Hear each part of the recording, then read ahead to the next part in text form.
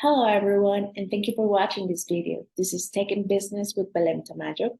I am Belém Tamayo, and in today's episode, I'll be interviewing Dr. Demelza Hays. She is the head of research at Cointelegraph and one of Forbes 30 under 30.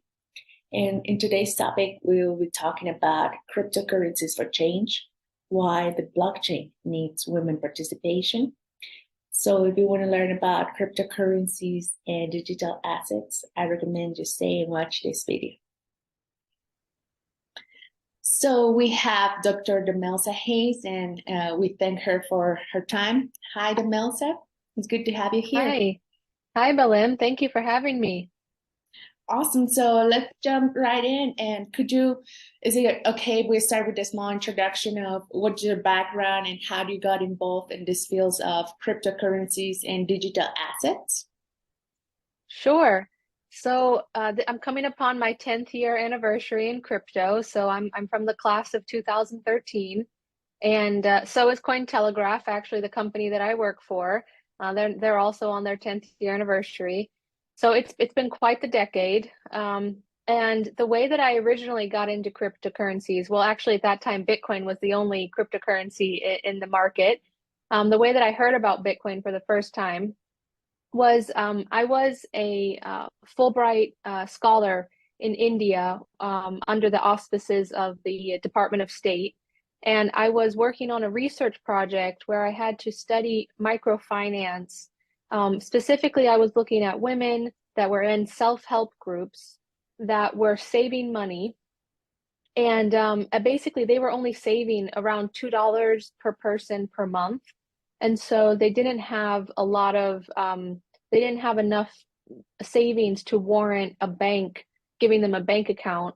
And it also, at the time, in the region where I was, it wasn't that common for women to have their own bank account.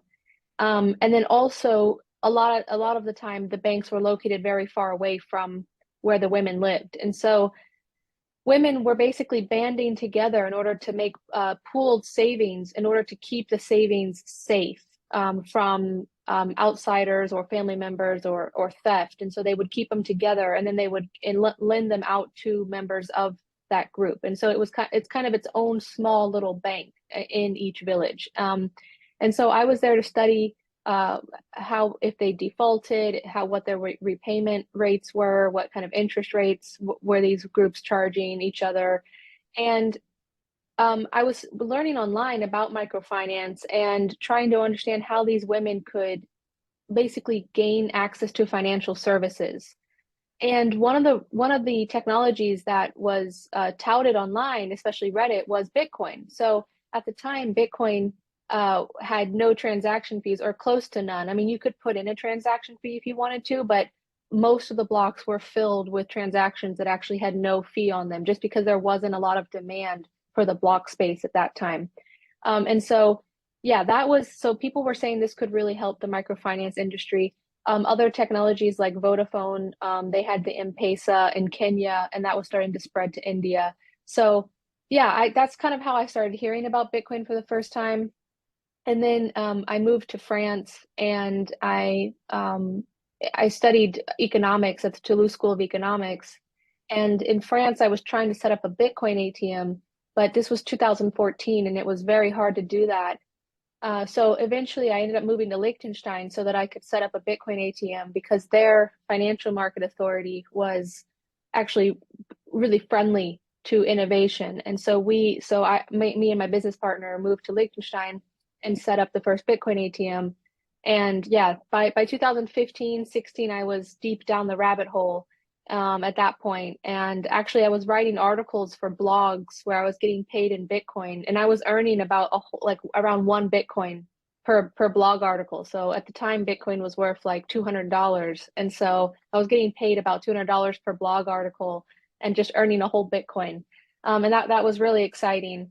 And then I basically started my PhD. I started working on data analysis, on-chain analysis for Bitcoin and cryptocurrencies, and I started looking at how it reacted to a standard portfolio, a traditional portfolio, and what it did to the correlation with traditional assets and how it reduced the risk, the volatility of the overall portfolio because it had a low correlation. And then I started managing a crypto fund, one of the first three that were regulated in Europe. I was managing that for Incrementum. And then I moved on to manage a different VC fund in the Cayman Islands that was blockchain based. And then 3 years ago, I joined Cointelegraph, and that's where I'm at currently as their head of research. Excellent. So you are a blockchain pioneer, and everything started. You identified the potential, and you mentioned something very interesting. Talk about the possibility of financial inclusion for everyone. And on that note, could you tell our viewers the relevance of and the potential of this technology, blockchain, and digital assets and cryptocurrencies? Oh, sure. Well, going back to the original topic that got me interested in Bitcoin, I mean, anyone, anywhere can store their savings in Bitcoin, with a phone or even without a phone if they just have their seed phrase. And um, I mean, this is definitely going to help. I mean, in the particular example that I witnessed, it will help women in regions where banking services are not offered to them. It's not normal. It's not culturally acceptable for them to have their own bank account. It's too far of a distance for them to travel on their own in order to use a bank. Um, Also, they can actually have secret savings that they hide from relatives. So, I mean, in terms of like just giving power back to the individual, that's going to help women. And in addition to that, I think that cryptocurrencies and specifically blockchain technology, it doesn't have uh, a tie to the real world in the sense that a Bitcoin account, a Bitcoin wallet address, it doesn't need to verify who you are before you can set an account up. So it can't discriminate by its own inherent nature. It can't choose to only give accounts to certain types of people or to earn yield or return. It's a very level playing field, and it treats every user the same. So that in that sense alone, it will allow, in regions where women maybe are not treated equally, it will level the playing field. Hmm, interesting. And as a whole, what do you think is so what do you think is the potential of blockchain beyond the benefits for women, but for the whole society? Oh, that's a great question too. So, I think um, one thing is that when you have, I mean, there's a saying in the crypto space, fix money and you fix the world.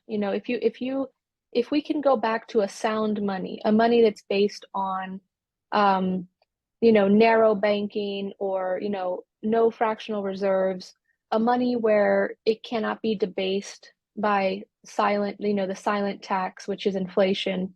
Um, it cannot be debased uh, based on political needs at the time being, but instead it is a currency that has appreciation over time. So the value of its purchasing power is growing in real terms in the sense that every time we go to buy something, we can buy slightly more. We can buy slightly more goods and services with our Bitcoin.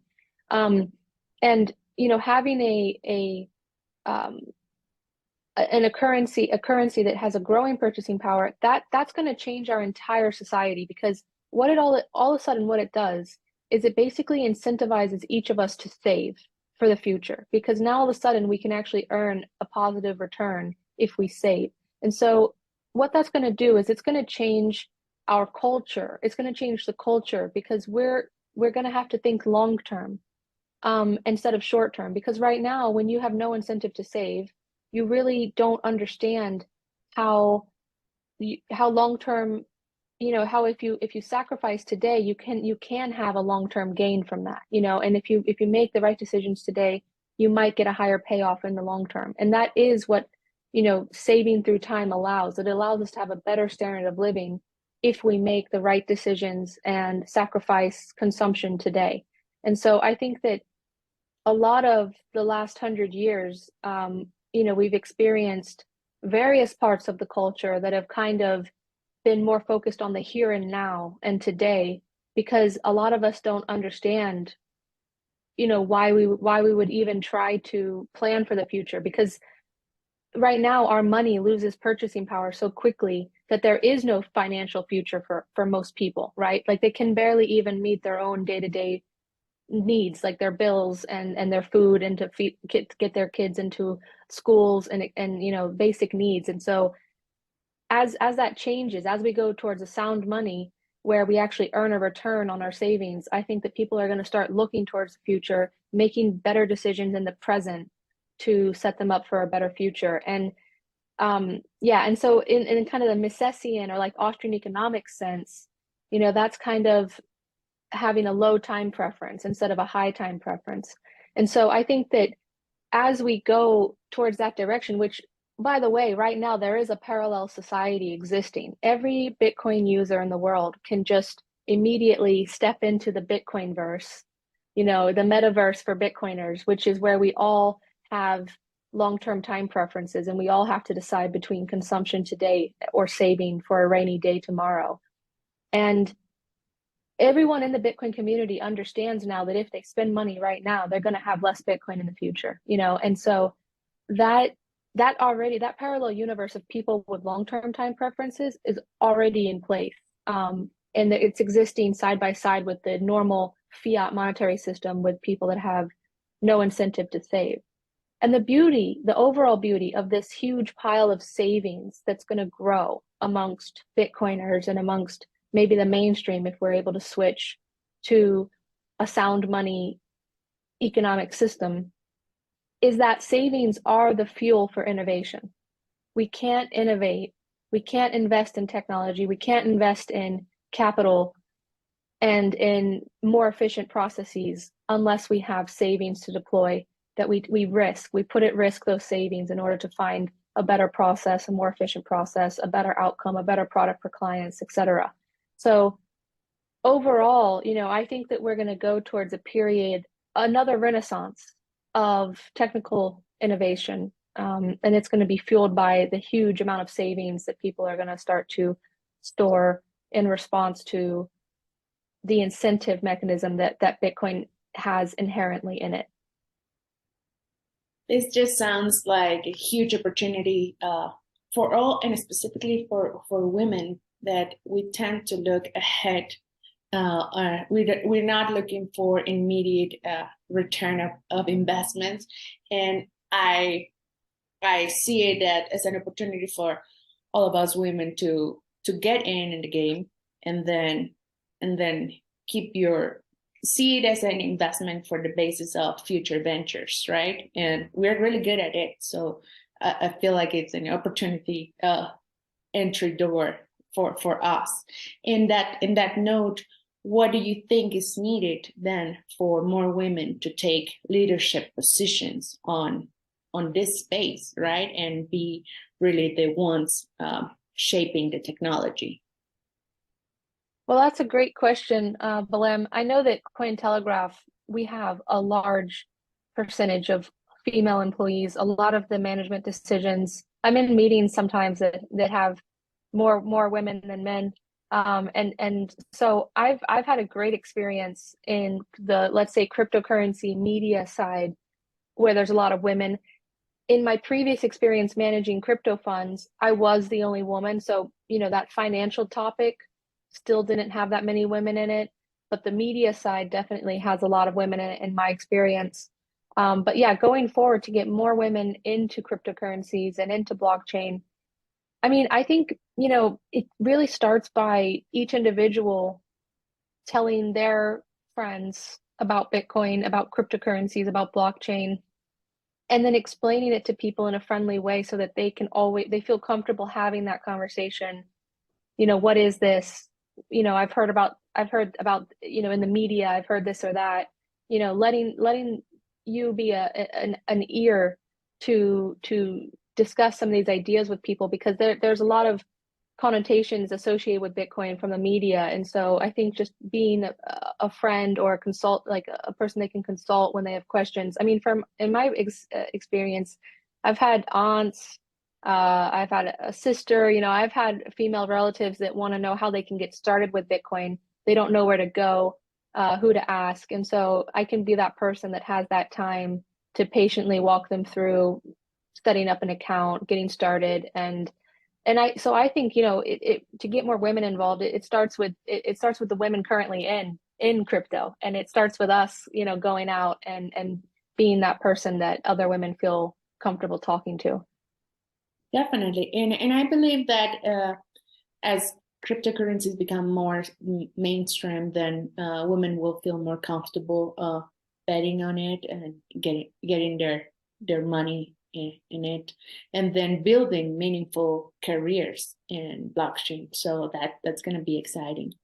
So as a bonus question, I would like to ask you, what do you think are the elements needed for the next generation cryptocurrency winners? And when I say winners, I mean a project or a company that fulfills the different elements, the society, the environment, the world as a whole, and then the business profit side too. Oh wow, yeah, that's a win. The recipe for that question. Well, if I had it, I could retire probably to win on all on the triple bottom line. Um, but yeah, that's a great question. I think that the blockchain technology in its permissionless form and its public form, I think that's very powerful because what it does is it gives each individual a bearer asset. And this could be a bearer asset that is part of a game. It could be a bearer asset that is a rights to a music royalties, a revenue stream coming in. It could be a bearer asset that is a Visa stock, tokenized Visa stock share. It could be a Bitcoin, which is like a bearer asset type of money. And I think that, projects that work with the bearer asset part of the technology are the ones that are going to create products for the future because, I just feel like the beauty of this is that we don't need as many counterparties and that we have a lot of freedom with the technology. And I think that projects that kind of build closed and private implementations of the blockchain technology are going to have use cases for sure, but maybe not the ones that go mainstream. Interesting. So what will be your call to action for the viewers, for these women watching us and they're learning from us, learning from you? What is your call to action for them? Sure. Well, Cointelegraph has a team of about 200 people. So if there's any women that ever want to apply to Cointelegraph, and it's got 11 different languages. So, any part of the world where you're in, you can probably apply to your local Cointelegraph, and they're constantly looking for journalists to cover the local news, the beat in that region, that country, that language. I'm also always hiring researchers, data analysts. So, I mean, yeah, feel free to any of your viewers can email me on Twitter. My at is crypto PhD, and on Telegram I'm at Demelza with an H at the end, Demelza with an H. So if anyone wants to add me on Telegram or Twitter, reach out and yeah, we can discuss ways to maybe get your foot in the door on the first part of a career in cryptocurrencies. Excellent. I will leave the tags right here in the video. And I appreciate your time and thank you for teaching us something new this time and hope to see you soon. Thank you so much, Belim, for having me. Of course.